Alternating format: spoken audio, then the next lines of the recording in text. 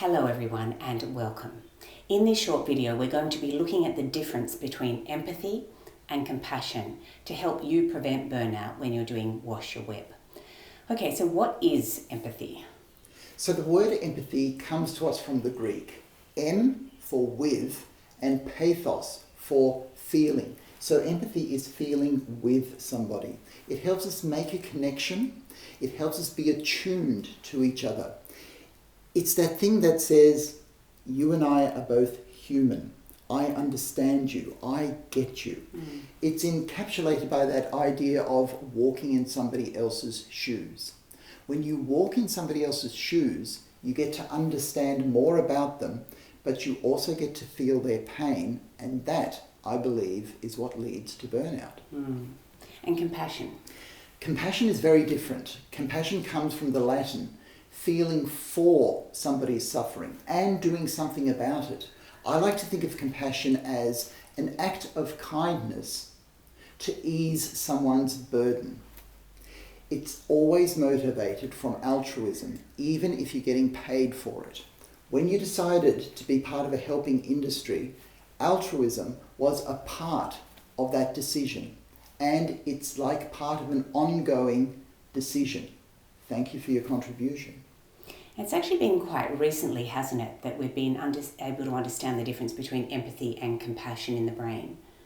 Yes, it has, and this is thanks to neuroimaging studies where we see what areas of the brain light up. Now, I don't want to say that compassion happens here and empathy happens there. The brain is much more complex than that. The brain always works together as a single unit all the time. But when you're working in compassion and working in empathy, different parts of the brain do light up. Oh, what parts of the brain light up then? All right, so for empathy, it's the cingulate cortex, it's the insula, it's the amygdala, whereas for compassion, it's the orbitofrontal cortex, it's the ventral tegmental area, and it's the striatum. Okay, but what does that actually tell us then? It all sounds very anatomical. Yes. But if we look at what these areas do, we can piece together what's going on in the brain. We'll take empathy for an example. The cingulate cortex processes emotions. It's right next to the limbic system and it gets most of its connections from the limbic system. The insula help us read social cues. It helps us find out what's going on in somebody else's mind. And that there are connections to the amygdala tells us that empathy causes pain. Empathy actually causes pain. Empathy actually causes pain, almost by definition. The good news is it's only the emotional component of pain that we feel, not the physical component. But because this can lead to burnout, the first thing on the Wash Your Web tool is to wall off empathy. Wall off empathy. By walling off empathy and holding hope, and reminding yourself to act professionally and usefully, you can actually preferentially use compassion rather than empathy. Can you do that? Can you remind your brain to use compassion over empathy? Yes, you can. It's just like walking and running. Now, we know the difference between walking and running so much that we take it for granted, and that decision is just a split second in our minds. But if I were to ask somebody to take a stroll down the street and then later to tell them to take a saunter down the street, they might go, oh, hold on, I'm not quite sure that I understand the difference. And so it is with empathy and compassion. That's the decision that we make. Okay, so what parts of the brain light up with compassion then? So compassion lights up the orbitofrontal cortex where we make decisions. It lights up the ventral tegmental area, which is the seat of our motivation. And it lights up the striatum, which is part of the basal ganglia, which initiates movement. Now, if we put all those functions together, you can appreciate that compassion is more of a thinking thing. You have to make a decision, and it's more of an acting thing.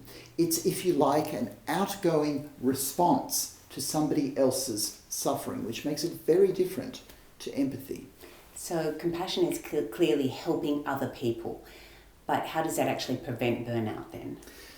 Now I have to speculate a little bit, but firstly, by walling off empathy, you do shut down pain pathways.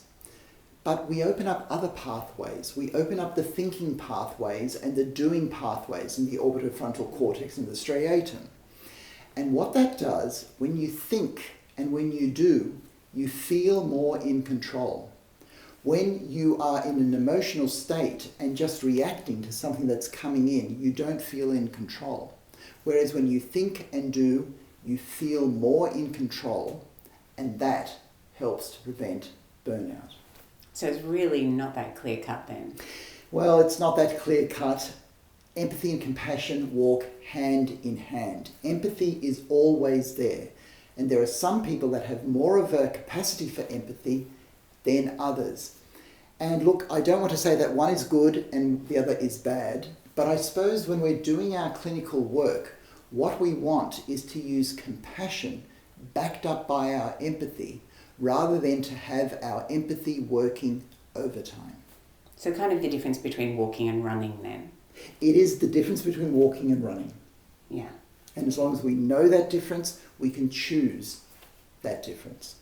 Great. So how do we work to activate compassion over empathy in our brain then? Yeah, we're coming back to knowing the difference. As long as we know that difference clearly, then we'll be able to activate compassion over empathy. And then? And then we use a tool. We wall off empathy. Wall off empathy. We hold hope. Hold hope. And we remind ourselves that we are part of a profession that is working towards a result. How? All right. How do we do those reminders? Yes. Okay. So to do this, it's helpful to use self-talk. Now, self-talk is a technique that's been formalized in CBT, but quite frankly, we all do it all the time. Yep, well, give us some examples of self-talk. Okay. Yeah. So imagine I'm at the hospital and I'm stressed. And what tends to happen is I hurry down the hallway. Okay, and I notice that I'm hurrying and I say, Christian, slow down. No need to hurry, just walk. Relax. That's using self-talk. That's the self-talk that I use. Or if I'm working with somebody and the story that they're telling me is really getting to me, I will need to say in my mind, Christian, less empathy, more compassion. Wall off your empathy. Wall off empathy. You are here to help.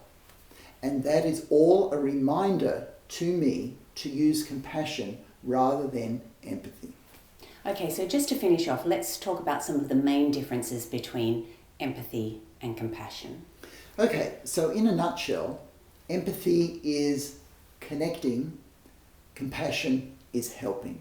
So empathy is, I really understand what you're going through. And compassion is, I understand, how can I help? Empathy is an incoming reaction, whereas compassion is an outward moving response. So empathy is, that's so awful. And compassion is, that's awful, how can I help? Empathy leads you to withdraw when you feel wounded. Compassion motivates you to move forward to tend to somebody else's wounds. So empathy is, that's so bad.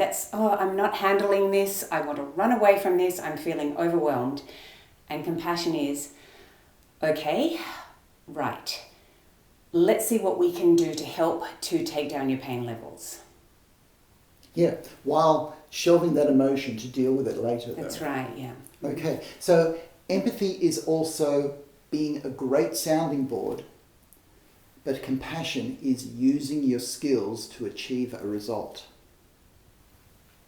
Okay? And empathy hears to understand, where compassion helps to heal. And empathy is walking beside somebody, where compassion will carry somebody if needed. And empathy is walking in somebody else's shoes, but compassion is running for help when it's needed. We don't want to lose empathy, but we want to use compassion backed up by empathy rather than letting empathy work over time. Okay. Well, I hope that's given you some understanding of the difference between empathy and compassion. Look, take care and do all you can to prevent vicarious trauma and burnout. Thank you. We really appreciate your work. Take care.